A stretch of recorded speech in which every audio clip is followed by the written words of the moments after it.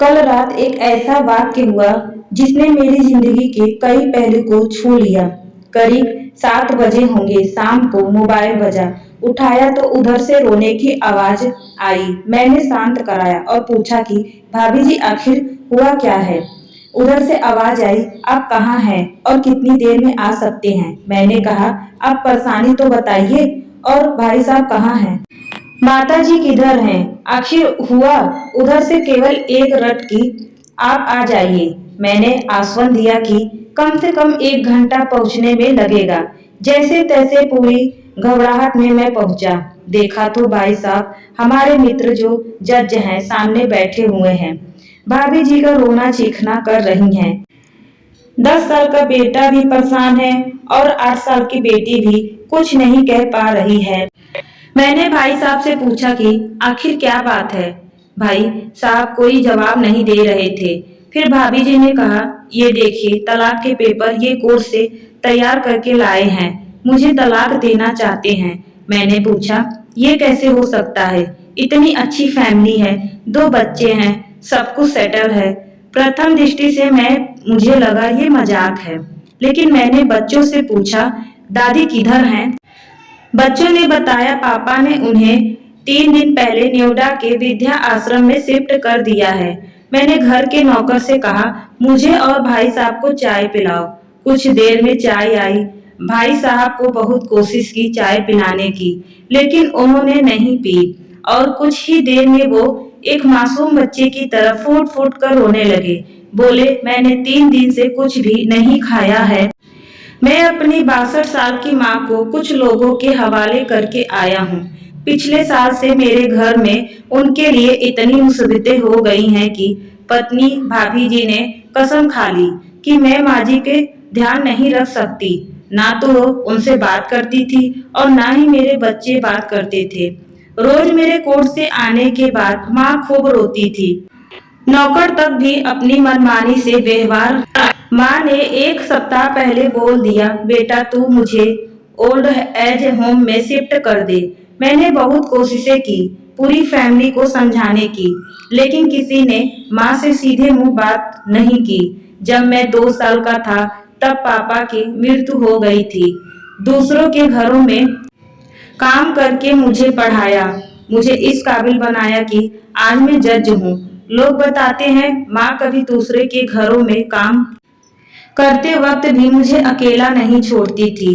उस माँ को मैं ओल्ड एज होम में शिफ्ट करके आया हूँ। पिछले 3 दिनों से मैं अपनी माँ के एक एक दुखों को याद करके तड़प रहा हूँ, जो उनसे केवल मेरे लिए उठाए। मुझे आज भी याद है जब मैं 10 की परीक्षा में अपीयर होने वाला था। माँ मेरे साथ रात रात भर बैठी रहती। एक बार माँ को बहुत फीवर हुआ।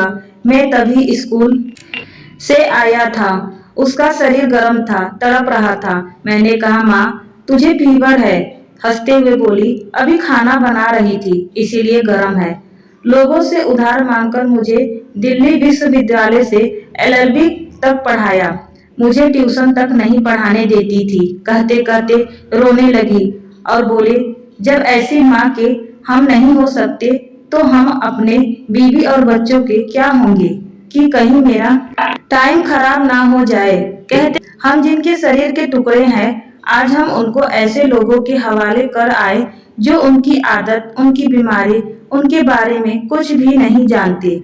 जब मैं ऐसी माँ के लिए कुछ नहीं कर सकता तो मैं किसी और के लिए भला क्या कर सकता हूँ। आजादी अगर इतनी प्यारी है और माँ इतनी बोझ लग रही है तो मैं पूरी आजादी देना चाहता हूँ। जब मैं बिना बाप के पल गया तो ये बच्चे भी पल जाएंगे, इसीलिए मैं तलाक देना चाहता हूँ।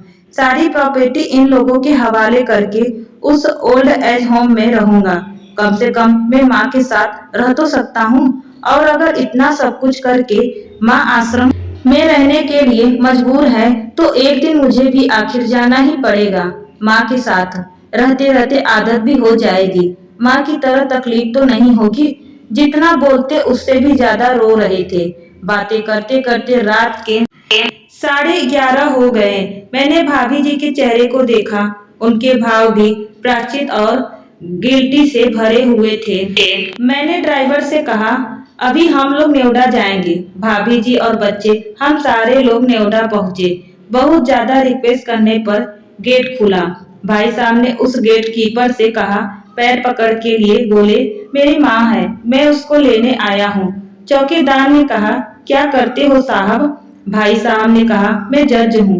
उस चौकीदार ने कहा, जहाँ सारे सबूत सामने हैं, तब तो आप अपनी माँ के साथ न्याय नहीं कर पाए, औरों के साथ क्या न्याय करेंगे होंगे? साहब, इतना कहकर हम लोगों को वहीं रोककर वह अंदर चला गया। अंदर से एक महिला आई जो वार्डर थी।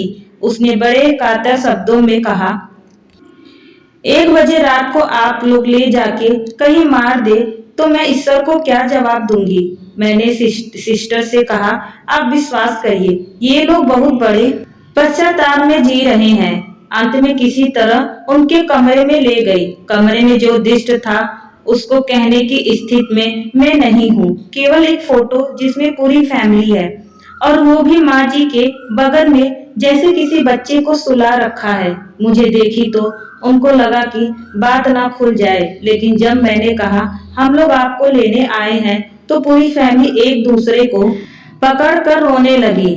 आसपास के कमरों में और भी बुजुर्ग थे। सब लोग जाग कर बाहर तक ही आ गए। उनकी भी आंखें नम थी। कुछ समय के बाद चलने की तैयारी हुई। पूरे आश्रम के लोग बाहर तक आए। किसी तरह हम लोग आश्रम के लोगों को छोड़ पाए। सब लोग इस आशा से देख रहे थे कि शायद उनको भी कोई लेने आए। रास्ते भर बच्चे और भाभी जी तो शांत रहे, लेकिन भाई साहब और माताजी एक दूसरे की भावनाओं को अपने पुराने रिश्ते पर बैठा रहे थे। घर आते आते करीब 4 बज गए।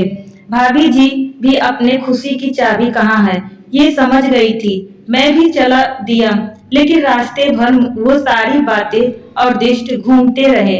माँ केवल माँ है, उसको मरने से पहले ना मारे। माँ हमारी ताकत है, उसे बेसहारा ना होने दे। अगर वह कमजोर हो गई तो हमारी संस्कृति की रीढ़ कमजोर हो जाएगी। बिना रीढ़ का समाज कैसा होता है, किसी से छुपा नहीं।